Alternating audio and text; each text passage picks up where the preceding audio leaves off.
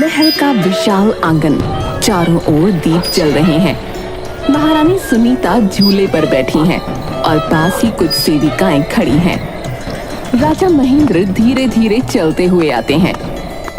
महारानी, आजकल आपका चेहरा कुछ अधिक ही खिला खिला लग रहा है।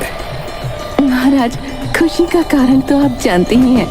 हमारे राज्य में जल्द ही एक नन्हा राजकुमार या राजकुमारी आने वाली है। यह तो सच में प्रसन्नता की बात है। पूरे राज्य में ये समाचार सुनकर आनंद छा जाएगा। महाराज, महारानी माँ बनने वाली हैं, इसलिए पूरा नगर उत्सव की तरह आनंद मना रहा है। अच्छा महारानी, मैं शीघ्र ही कुछ दिनों के लिए विदेश यात्रा पर जा रहा हूँ। वहां से तुम्हारे लिए कुछ उपहार अवश्य लाऊंगा। बोलिए, आपको क्या चाहिए? महारानी सोच में पड़ जाती हैं। महाराज, वैसे तो मेरे पास सब कुछ है, लेकिन अगर आप सच में कुछ लाना चाहती हैं तो मेरे लिए रुंझन गुड़िया ले आइए। रुंझन गुड़िया? ये क्या है महारानी? बचपन में मेरी माँ मेरे लिए खास गुड़िया लाई थी, जिसकी पायल से झुनझुन की आवाज आती थी। जब मैं उसे हिलाती थी तो वो रुंझुन रुंझुन बजती थी। मैं उसी तरह की गुड़िया चाहती हूँ इस आने वाले बच्चे के लिए। राजा थोड़ा सोचते हैं और फिर सहमति में सिर हिला देते हैं। ठीक है, मैं ये गुड़िया अवश्य लाऊंगा। ये मेरा वचन है महारानी। महारानी खुशी से राजा को प्रणाम करती हैं। महाराज को गए 5 साल बीत जाते हैं। महल के आंगन में महारानी सुनीता झूले पर बैठी हैं। पास में ही छोटी राजकुमारी सौंदर्या अपनी छोटी छोटी चूड़ियां खनकाती हुई सेविकाओं के साथ खेल रही है। माँ, मेरे पिताजी कब आएंगे? आपने कहा था वो मेरे लिए रुंझन गुड़िया लाने गए हैं, लेकिन कितने दिन हो गए। महारानी अपनी बेटी को गोद में उठाकर प्यार से उसके माथे को चूमती हैं।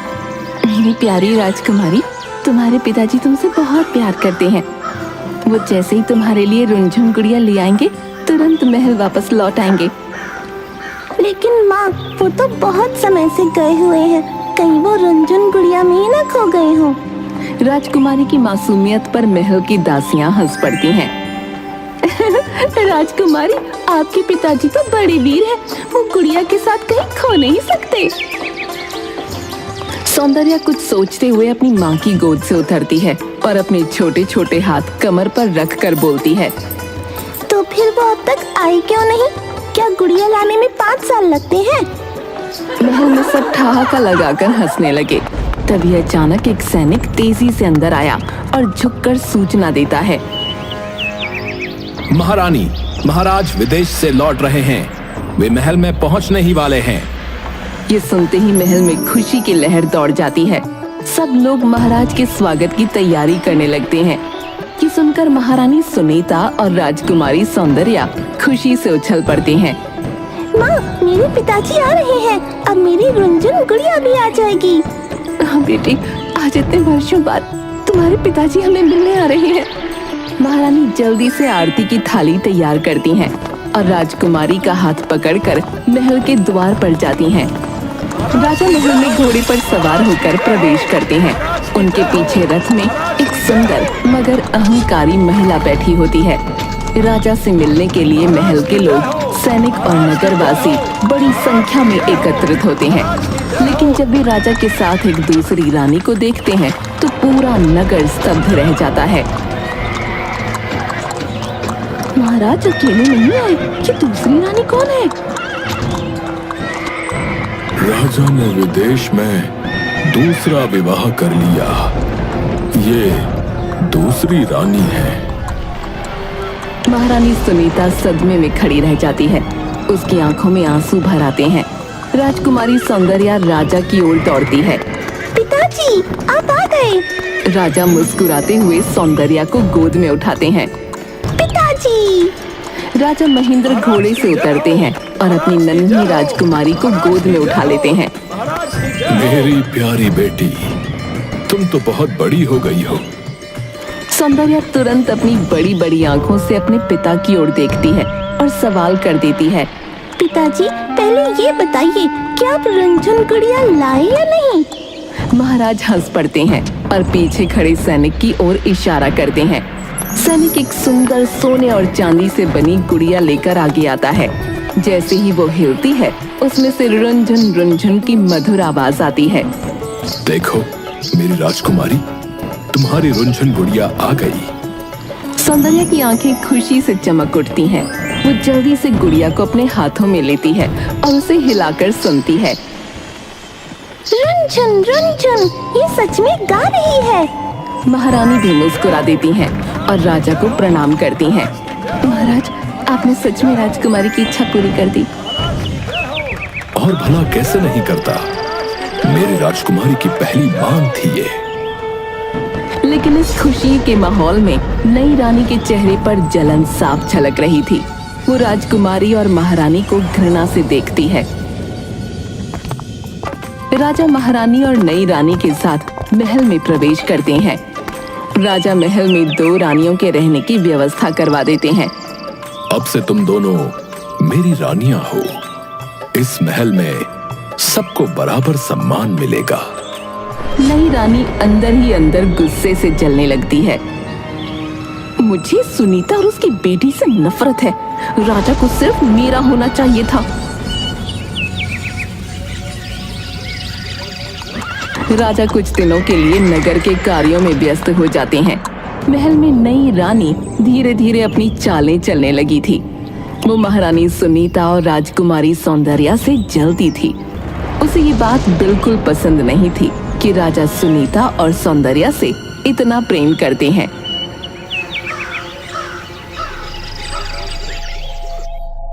एक दिन महल के भोजन कक्ष में राजा के साथ दोनों रानियां बैठी थीं। राजा ने सुनीता को प्यार से देखा।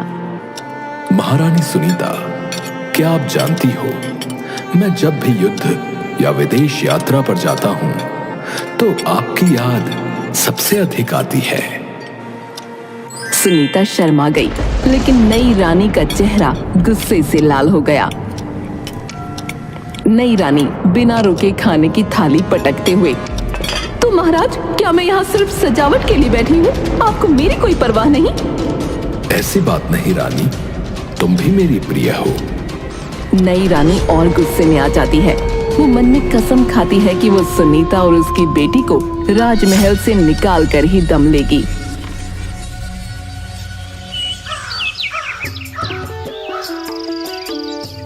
एक दिन राजकुमारी सौंदर्या अपनी रुनझुन गुड़िया के साथ महल के बगीचे में खेल रही थी। तभी नई रानी वहां आ गई। अरे ओ राजकुमारी, बहुत खेल खेल लिया इस गुड़िया से, अब मुझे दे दो। तुझे गुड़ियों से खेलने की जरूरत नहीं। असली राजकुमारियां हथियार पकड़ती हैं। महल की एक दासी ये सब देख लेती है और दौड़कर महारानी सुनीता को बताने जाती है। राजकुमारी सौंदर्या महल के बगीचे में अकेली बैठी थी। अचानक उसके मन में एक पुरानी याद जाग उठी। अरे, मेरी रुनझुन गुड़िया कहाँ गई? अब वो मुझे मिलती ही नहीं। राजकुमारी तेजी से उठी और महल के अंदर अपने पिता से मिलने दौड़ पड़ी। राजा अपने सिंहासन पर बैठे थे। उनके पास नई रानी भी बैठी थी। जैसे ही राजकुमारी वहां पहुंची, उसने मासूमियत से राजा का हाथ पकड़ लिया। पिताजी, माँ ने मेरी गुड़िया कहाँ रखती है? बताइए ना, वो कहाँ है? मैं उसके साथ खेलना चाहती हूँ। राजा थोड़ा असहज हो गए। उन्हें याद आया कि रुनझुन गुड़िया तो रानी ने बक्से में रख दी थी। अरे राजकुमारी, तुमने देखा नहीं, तुम्हारी ये दूसरी माँ ही तो तुम्हारी रुनझुन गुड़िया है। राजकुमारी हैरान रह गई। वो धीरे धीरे अपनी दूसरी माँ की ओर देखने लगी। नई रानी की आंखों में नफरत के भाव साफ झलक रहे थे। हाँ राजकुमारी, अब से मैं ही तुम्हारी रुनझुन गुड़िया हूँ। चलो खेलो मेरे साथ। राजकुमारी चुपचाप वहाँ से अपनी असली माँ की ओर दौड़कर चली गई। माँ, दूसरी माँ मुझसे प्यार नहीं करती। वो मुझे देखती भी नहीं है, बल्कि ऐसा लगता है जैसे वो मुझसे नफरत करती है। मैं उनके साथ कैसे खेलूं? महारानी ये सुनकर अंदर तक तड़प उठी। उन्होंने अपनी बेटी को और कसकर गले लगा लिया। माँ, माँ, मेरी असली रुनझुन गुड़िया तो आप हो ना? महारानी की आंखें भर आईं। उन्होंने अपनी बेटी को प्यार से चूमा और धीरे से फुसफुसाईं। हाँ मेरी राजकुमारी, तुम्हारी असली रुनझुन गुड़िया हमेशा तुम्हारी माँ ही रहेगी। बहुत हुआ ये माँ बेटी का नाटक।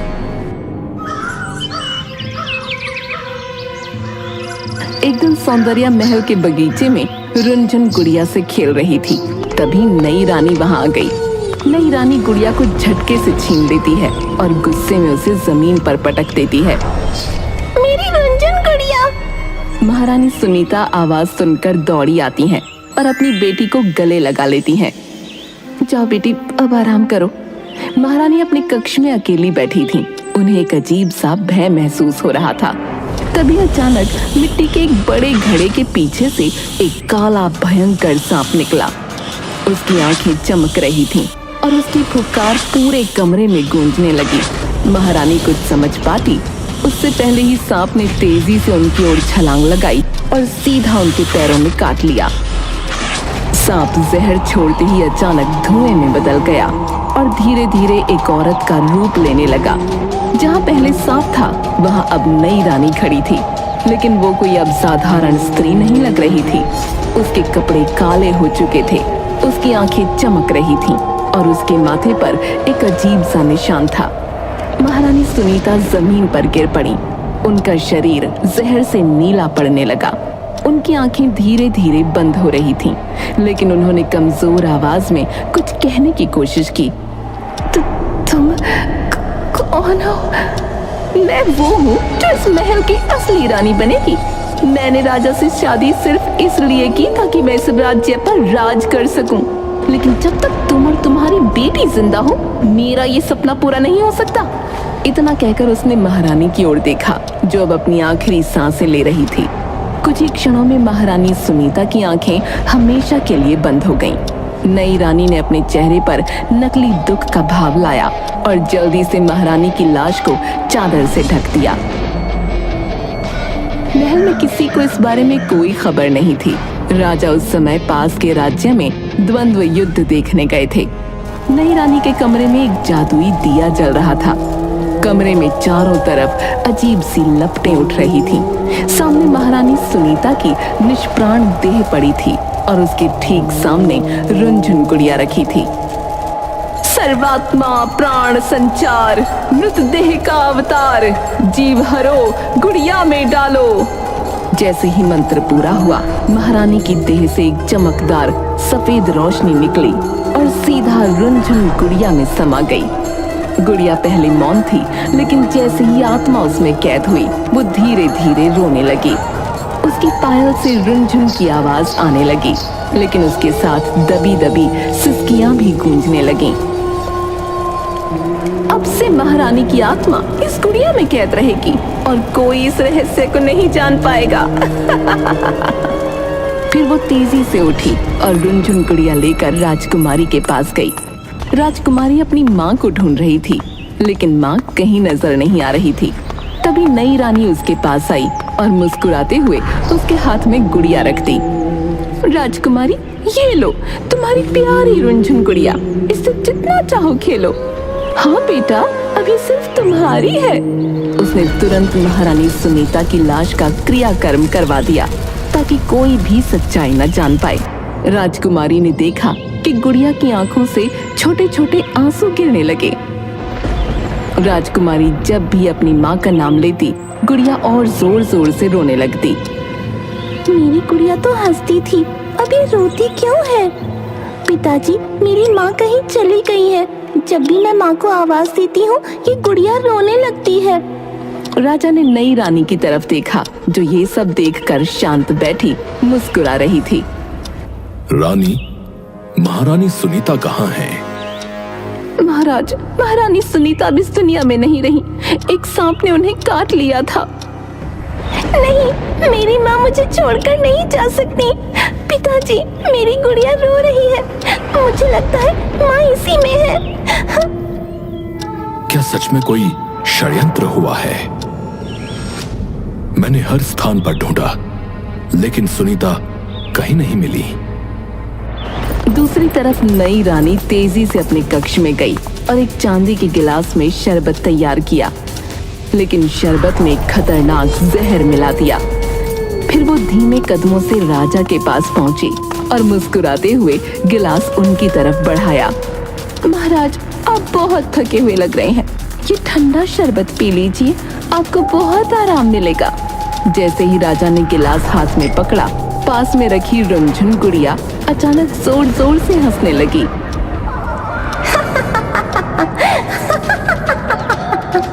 राजा चौंक कर पीछे हट गए और गिलास नीचे रख दिया। ये गुड़िया, ये हंस क्यों रही है? नई रानी का चेहरा फीका पड़ गया और वो बोली, अरे महाराज, ये तो सिर्फ एक खिलौना है, हंसती गाती गुड़िया है, आप शरबत पी लीजिए। राजा फिर गिलास उठाने लगे, लेकिन गुड़िया फिर जोर जोर से हंसने लगी। मत पीना, मत पीना। राजा ने नई रानी की तरफ घूर कर देखा। अब उन्हें शक होने लगा कि इस गुड़िया में कोई न कोई राज जरूर छिपा है। इस गुड़िया को दरबार में लाया जाए और महल के सबसे विद्वान जादूगर को बुलाया जाए। नई रानी अंदर ही अंदर डरने लगी। अगर ये गुड़िया सच में सुनीता की आत्मा थी तो उसकी साजिश जल्दी ही उजागर हो सकती थी। अगर राजा को सच्चाई पता चल गई तो मैं बर्बाद हो जाऊंगी, मुझे जल्द ही कुछ करना होगा। उधर राजा ने राज ज्योतिषी को बुलाया। राजा महेंद्र अपने सिंहासन पर बैठे थे। उनके हाथ में रुनझुन गुड़िया थी जो धीरे धीरे सिसक रही थी। राजा के माथे पर चिंता की लकीरें साफ झलक रही थीं। कुछ ही क्षणों में गहरे नारंगी वस्त्र पहने लंबी सफेद दाढ़ी वाले ज्योतिषी धीरेन्द्र दरबार में उपस्थित हुए। महाराज, मुझे बताइए, आपने मुझे क्यों बुलाया? राजा ने गहरी सांस ली और उनके सामने रुनझुन गुड़िया रख दी। मुझे इस गुड़िया को देखकर अजीब सा आभास हो रहा है। जब भी कोई अनहोनी होने वाली होती है, ये या तो हंसने लगती है या फिर करुण स्वर में रोने लगती है। मैं ये जानना चाहता हूं कि महारानी सुनीता कहां चली गई हैं? महाराज, ये कोई साधारण गुड़िया नहीं है। इसमें महारानी सुनीता की आत्मा कैद है महाराज। राजा सहम गए। उन्होंने झटपट गुड़िया को देखा और फिर ज्योतिषी की ओर। क्या ये कैसे संभव है? कौन कर सकता है ऐसा भयानक कृत्य? ज्योतिषी राजा की ओर देखे बिना ही बोले। उनका स्वर भय और गहरी चिंता से भरा था। महाराज, जिस स्त्री से आपने दूसरा विवाह किया है वो कोई मनुष्य नहीं बल्कि एक मायावी जादूगरनी है। उसने ही महारानी सुनीता की हत्या कर उनकी आत्मा को इस गुड़िया में बंदी बना दिया है और अब वो आपको भी मारना चाहती है। राजा ये सुनकर अपनी जगह से उठ खड़े हुए। उनका गुस्सा और भय अब साफ दिख रहा था। यह असंभव है। मैंने उसे अपनी रानी माना था, अपनी पुत्री की मां समझा था और उसने मेरे साथ ऐसा छल किया। महाराज, यदि आप इस सच्चाई को नकारेंगे तो इसका परिणाम बहुत भयावह होगा। वो बहुत ही मायावी और शक्तिशाली जादूगरनी है। उसे मारना आसान नहीं होगा महाराज। मुझे बताइए, उसे मारने का कोई उपाय है?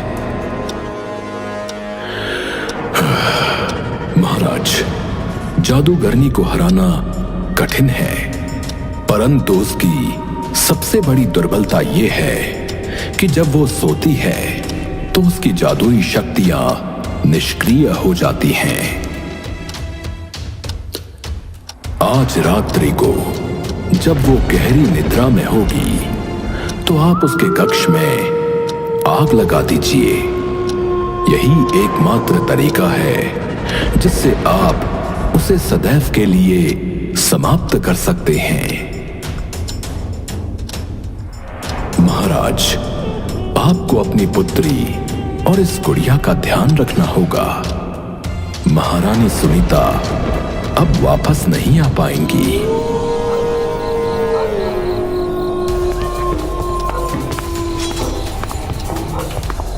सैनिकों, रानी के कक्ष के द्वार धीरे से बंद कर दो। सैनिकों ने चुपचाप दरवाजे की सभी कुंडियां बाहर से बंद कर दी। फिर राजा ने मशाल उठाई और कक्ष के चारों ओर लगे रेशमी पर्दों पर आग लगा दी। कुछ ही पलों में पूरा कक्ष धधक उठा। भीतर से भयानक चीखें आने लगीं। नहीं, नहीं, क्या हो रहा है? मुझे बाहर निकालो! ये तुम्हारे षड्यंत्रों का अंत है।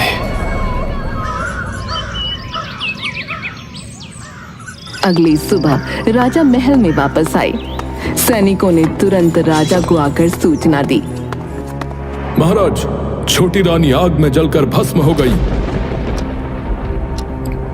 छोटी रानी के नाम से राज्य भर में निर्धनों को भोजन वितरित किया जाए। उस रात राजा अपने कक्ष में बैठे थे। उनकी गोद में रुनझुन गुड़िया थी। राजा ने धीरे से उसके सिर पर हाथ फेरा और फुसफुसाए। मुझे क्षमा करना सुनीता। अगर मैंने पहले ही सच्चाई देख ली होती तो आज तुम मेरे साथ होती। राजा ने गुड़िया को राजकुमारी सौंदर्या को सौंप दिया और सब खुशी खुशी रहने लगे।